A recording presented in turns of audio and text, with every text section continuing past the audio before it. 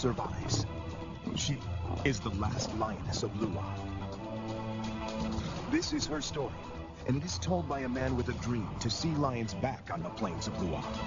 It is a dream that turns into a 6-year journey with many setbacks and disappointments. To resurrect a lion kingdom in the wild is a daunting task. It is a story of faith, perseverance, and the remarkable relationship between a man, a lonely lioness, and the desperate struggle to re-establish a pride.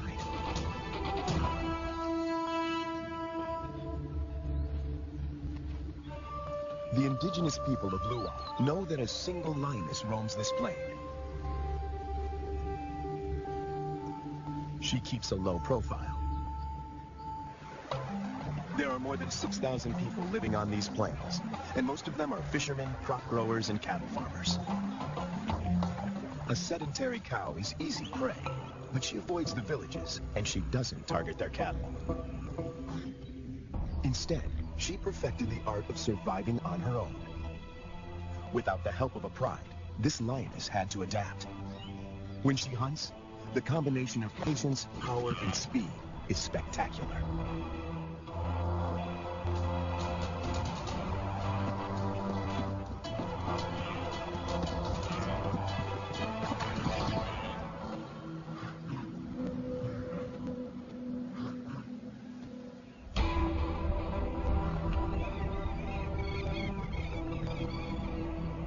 This female is about 6 years old when she steps into the viewfinder of Herbert Brower, a wildlife cameraman.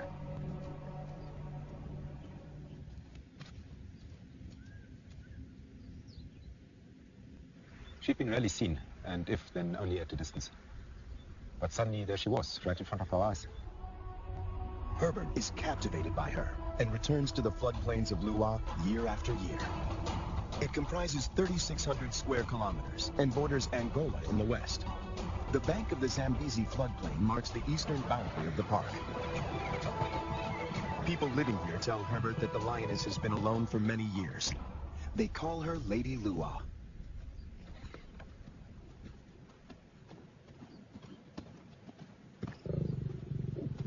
When she rolls for him, a bond develops between them that will have far-reaching consequences. There was one thing, though, that she could not overcome, and that was her isolation. It took me 3 years of filming here on the plains, though, to understand how lonely she really was. At night, she follows Herbert into his camp.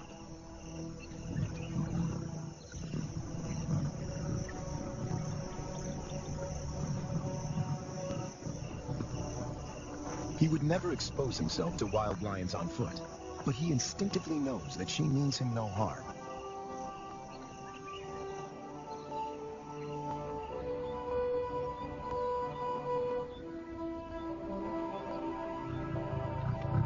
It is true that female lions can survive on their own, but they only thrive as members in a pride.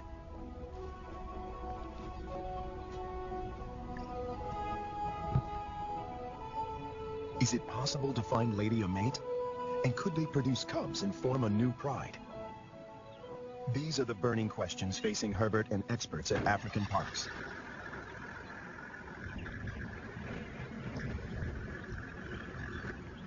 Craig Reed, a manager at African Parks, and veterinarian Dr. Ian Parsons face a dilemma. Reintroducing a full pride of lions into Lua could cause havoc. If one cow is killed or one person attacked, the local population would be up in arms. If they find her a mate, she will hopefully teach him and their cubs to stay away from cattle and people. The project is even more viable if she can transfer her impressive hunting skills. It takes 4 years of detailed planning to get the project off the ground. Lady is now collared to keep track of her movement. The average age of a lion in the wild is 16. She has about 6 years to produce a litter. To find a mate for Lady, the team goes to neighboring Kafue National Park. Audio recordings of lionesses lure the males. Wildlife vet Dr. Ian Parsons darts 2 males. As a coalition, they stand a better chance to survive the trauma of a translocation. The big question on everyone's mind is whether these two males will bond with Lady. If they do bond with her, she might be able to teach them how to keep a low profile and avoid the villages.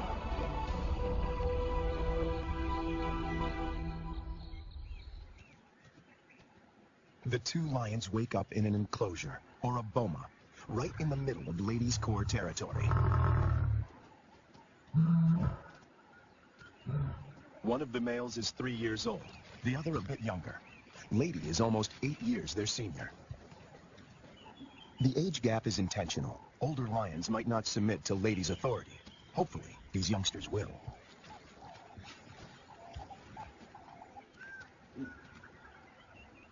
This is the first time in years that Lady has set eyes on her own kind. She keeps watch as the two males familiarize themselves with their new home. The first piece of the puzzle falls into place. But then, disaster strikes. On the 5th day in the boma, they escape. Finding themselves in a strange environment, they could take fright and bolt. To Herbert's relief, he finds them a few hundred meters from the enclosure. Lady's response is odd. She rolls to show them she is not a threat, but she doesn't approach them. The males are aware they are in her territory. Everything is new. It's going to take time to adjust. Before she leaves, Lady marks the territory with her urine. It's a strong message. She's the landowner. They are the squatters. And then she leaves them. The presence of two new lions in Lua has a huge impact on the local residents. It's not only villagers that are now at risk. The arrival of the two lions jeopardizes the hyena's position of power.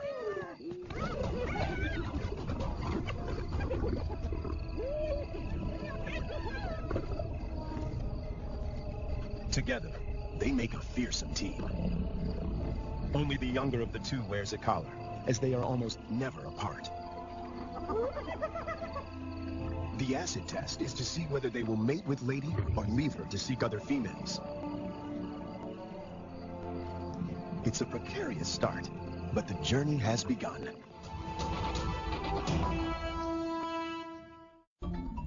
Almost 3 years go by without incident. It's November, the beginning of the rainy season. Thousands of wildebeest pour into Lady's territory. The males are hardly recognizable. They are now almost 6 years old, and their bodies are beefed up, their manes more pronounced. After all this time, they're still together, and have bonded with Lady, who seems to be doing all the hunting.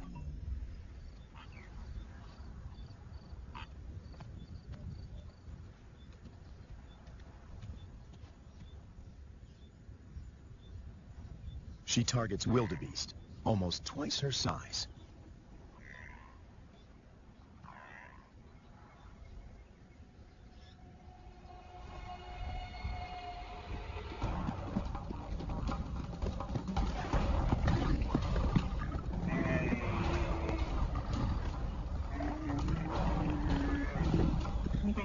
With a powerful bite to the neck, she suffocates her quarry. It's all over in minutes. The meat from a small calf could keep her going for a few days, but she's not hunting only for herself.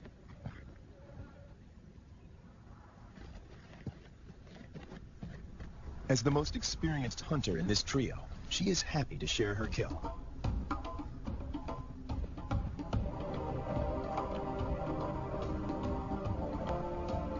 The fact that she allows the males to join her, and that they don't chase her off the carcass, is significant. Eating together is the first building block of a pride.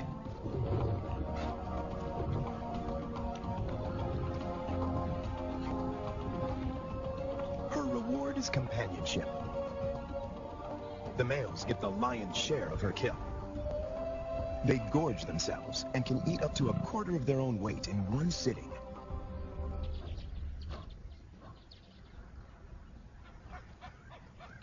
For the first time, Herbert sees the two males compete. It is the younger of the two brothers that emerges as the dominant male. He's the one that follows her when she's in estrus.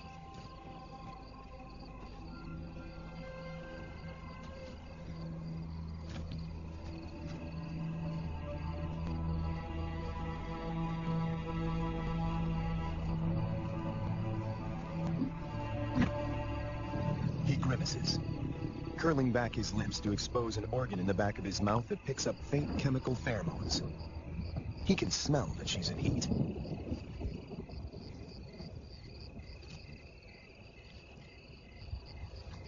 It's the dance Herbert has been waiting to film for years. The brother watches from the sidelines. Lady stays receptive for several days and copulates frequently. Both males stick to her like glue. They won't fight over her. As members of the same coalition, they come to a gentleman's agreement. If the dominant brother tires, the other might get a chance to mate as well. Now she rolls, not to greet Herbert, but in submission.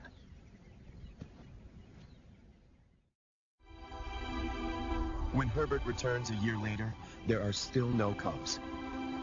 It's a huge disappointment.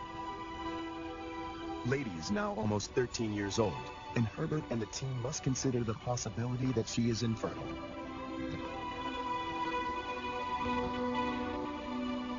If that's the case, the males might leave her and start roaming, looking for other females to propagate their bloodline. And that will bring them in direct contact with villagers.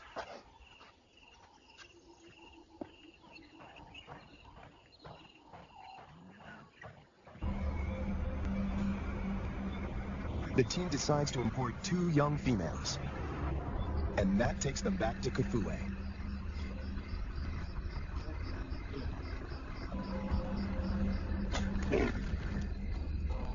Again, the team faces a dilemma. If the females are too old, they might injure Lady or drive her out of her territory. Too young, and the males might kill them.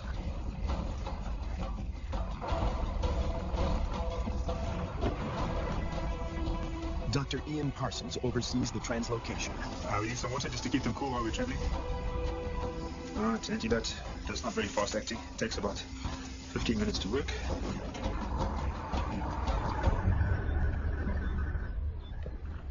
Tranquilized and blindfolded, the 2 females begin their journey to Lua. Their arrival is coded in irony. The tribe settled here more than 100 years ago on the orders of the first king to protect the wildlife. But many of them have never seen a lion. And yet lions have always played an important part in the biodiversity of Lua. African Parks aims to restore the imbalance. But this is only possible if Lady remains the central character. She has to teach the new arrivals the lay of the land, and teach them to keep away from villages. The question now is whether she can transfer these skills in time. The 2 lionesses are collared with radio transmitters before being released into the enclosure.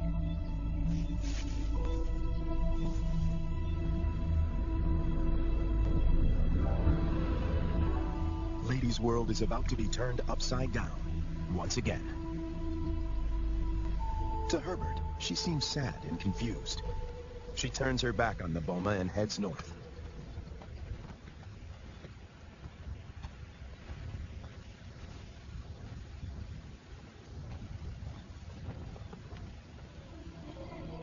The males, on the other hand, are very interested.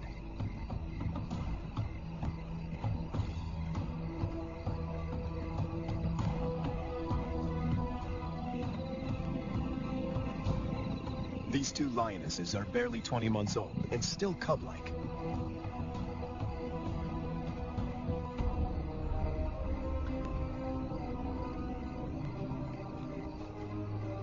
Male lions are known to kill cubs they haven't sired.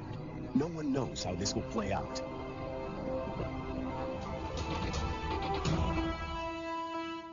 After 3 days, Lady makes a U-turn and returns to the fenced-off boma. The two young females respond to her calls.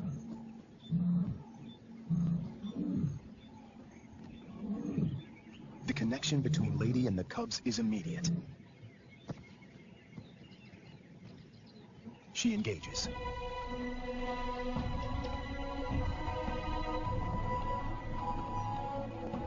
Cats are vulnerable when they expose their undersides. When they roll, they express submissiveness.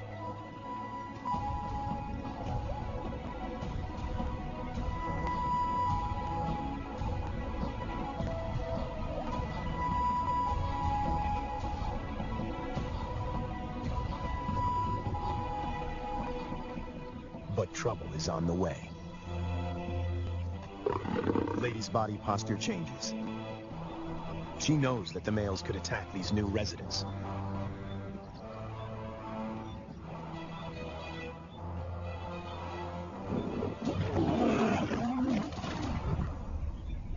Ears back, every muscle contracted. She puts the males in their place.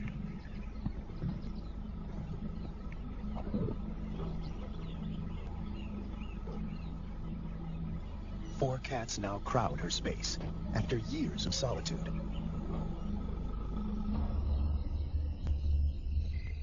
When the males were in the boma, Lady disappeared for days. But now she is intrigued by the cubs. She keeps constant vigil. The electrical current that runs through the fence is non-lethal, but does give a sharp jolt. Lady is clever. She discovers a broken wire and tries to gain access where the circuit is breached.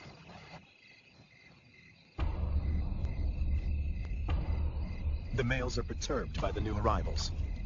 But before they get any ideas, Lady asserts herself. The balance of power might have shifted, but she's still in control.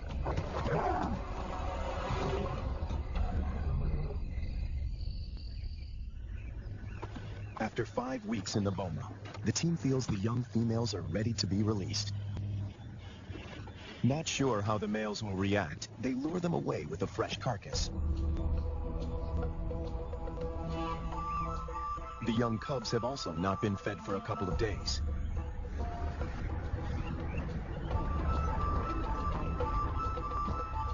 When the gates open, a new chapter begins. Lady is first on the scene. The cubs have spent more than a month in the boma to adjust. The question now is whether this newly forged bond will hold when they step through the gate.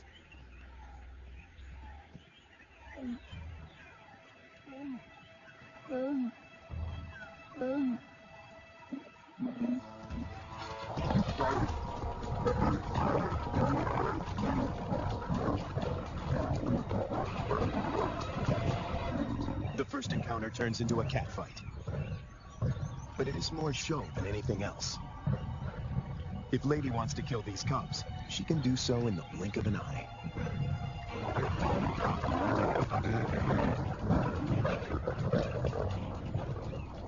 The first contact might seem aggressive, but it plays out according to plan.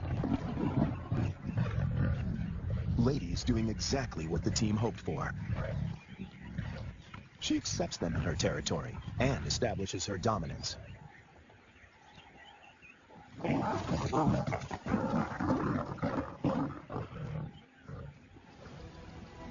The landscape of Lua now looks very different from the days when Lady followed Herbert to his camp.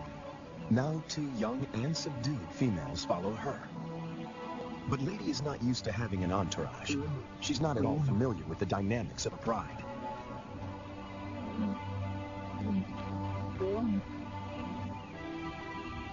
Now that she has her freedom back, she does the unexpected.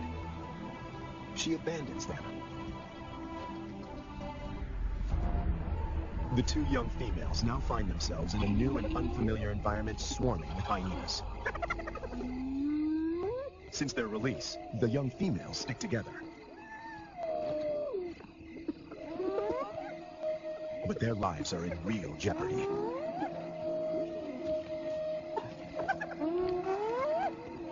Hyenas can kill lonesome female lions, and tonight, they face a growing mob.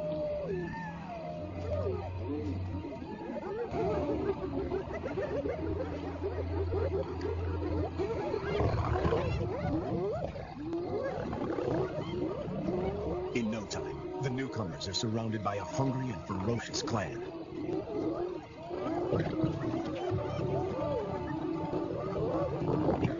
They stand their ground, but the noise attracts a far more dangerous adversary, the males.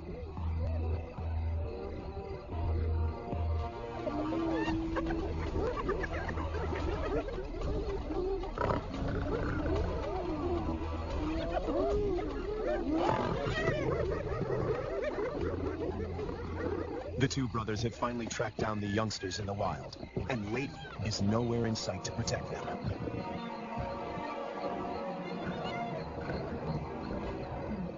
The hyenas know what's good for them. En masse, they retreat.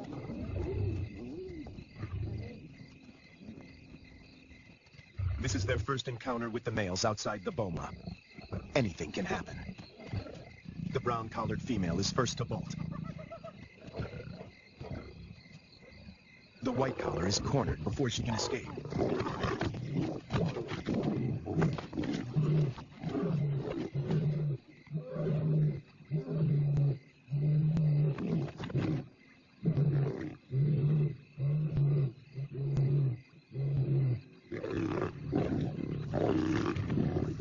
Two against one. The odds are not in her favor. But her assertiveness could be her saving grace.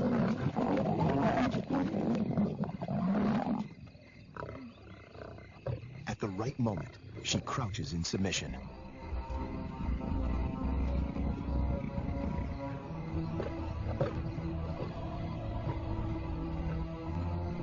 The encounter with the males is a frightening experience for both young females. They split up. Separated, they are now more vulnerable.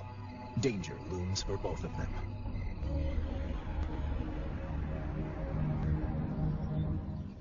The team manages to track down the females, and they are reunited.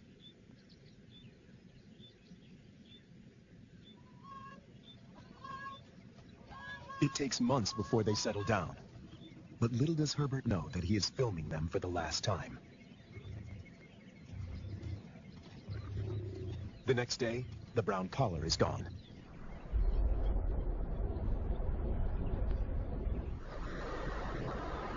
Craig Hay heads up one of the search parties. All eyes are now on finding the brown-collared female. Some of the farmers have seen her in the vicinity. Her life is in real danger. Poaching is rife here. And then, their worst fears are confirmed. Listen here. A faint radio signal comes from a pond.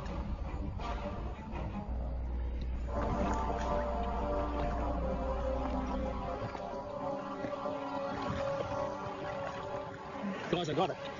It is the brown collar. Okay. Yes, been cut the shaft knife. That's a definite cut. You see, so someone found the lion and threw this in. Killed the lion and threw this in. The mood is one of despair.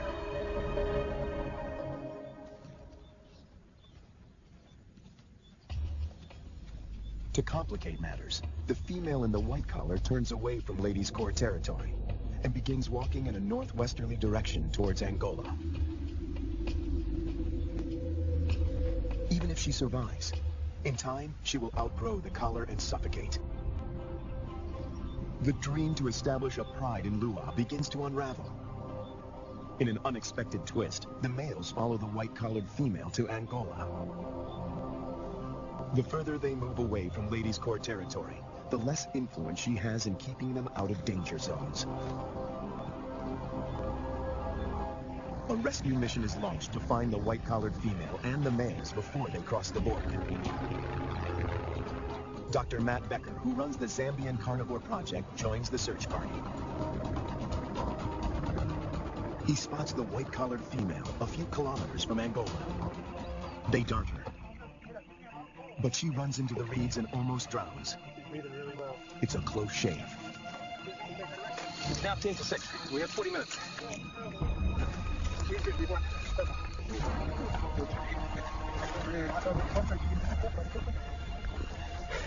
actually really nice. It's gonna be windy. The rescue mission is tricky. The small helicopter can barely lift her, and the ground team must help before the pilot manages to get his precious cargo airborne. The males have slipped off the radar, and the team hopes they will turn around on their own accord. Meanwhile, more drama unfolds close to the boma. Lady is targeted. The plan is to put her in the boma with the surviving female to try and forge a stronger bond between them. It is the most difficult decision the team has had to make until now. Lady has never been deprived of her freedom. She gets a quick medical checkup and a new collar. The young female, tranquilized, is already in the boma.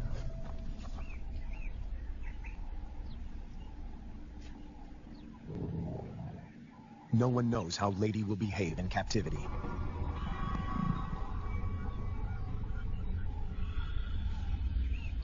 Locked up and frustrated, she could turn violent and kill the youngster. A power struggle is inevitable.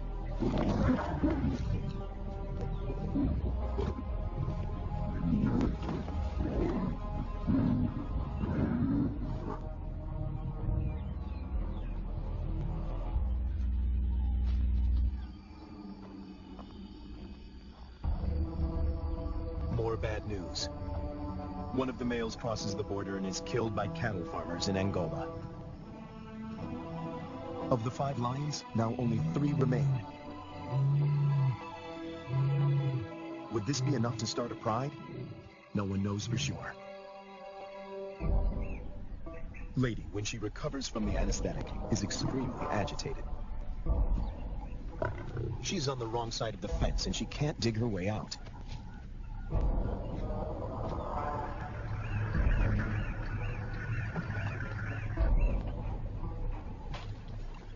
The young female, on the other hand, is familiar with the enclosure.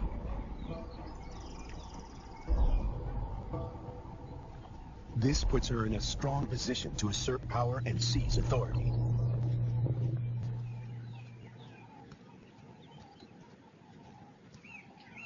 Clearly upset, Lady seeks refuge in a tree. Herbert thinks this elevated position is her attempt to retain control.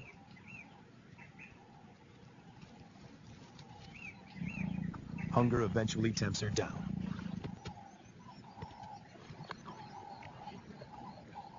For Herbert, it's difficult to watch. This is a situation which I never thought would happen, is that Lady would need to be put into the boma. Now, she's been roaming free for all her life, which is probably about 13 years, 14 years, and now she needs to be knocked away. It's good, Lady. The tree becomes a central prop in this battle of wits between these 2 cats.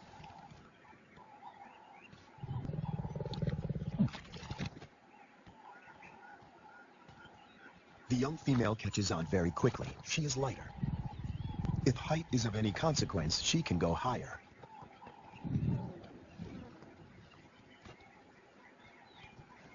From her elevated position, the young female spots the surviving lion.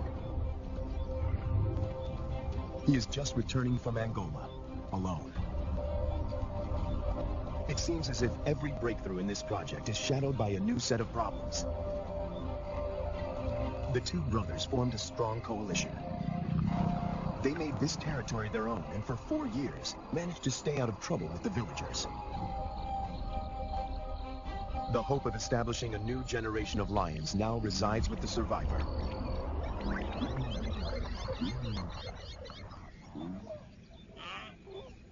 Lady and the young female emerged from the boma after 7 weeks. The outcome of the bonding exercise is disappointing. They split up. Lady doesn't want another cat on her tail.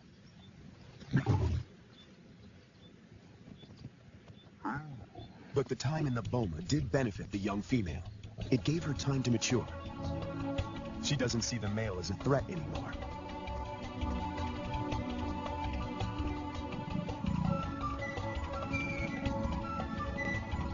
There is an explanation for her playful behavior. She is an estrus.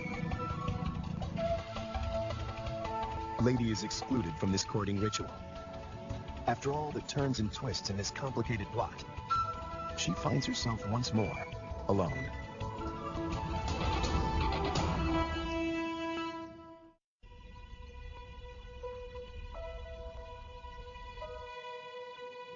After hunting alone, the young lioness returns to the male. She is ready to mate. The project is one step closer to reaching its goal. The male will sire the next generation. But what about Lady? Will she be part of this new pride? It somehow seems sad and tragic if she is now excluded. And on cue, she disappears.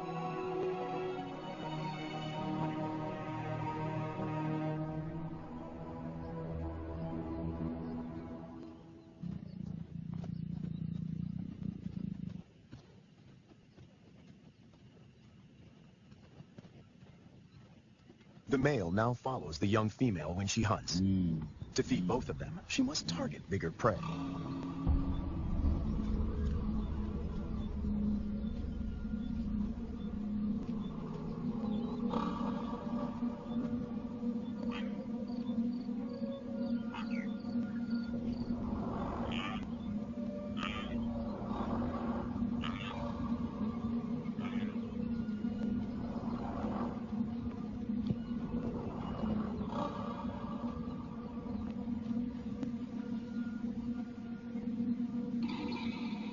The male is not helpful.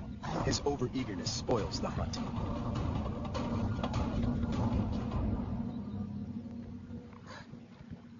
Herbert is about to accept that this Regent King and the young female are now the major players in this drama, when Lady suddenly reappears.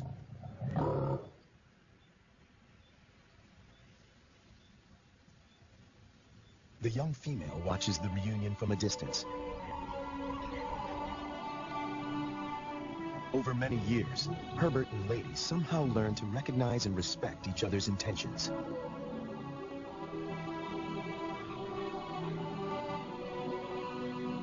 When she looks at him now, he feels he can almost hear her asking, "Is this what you wanted?" In the presence of the male, Lady lies down with the young female. This is what a pride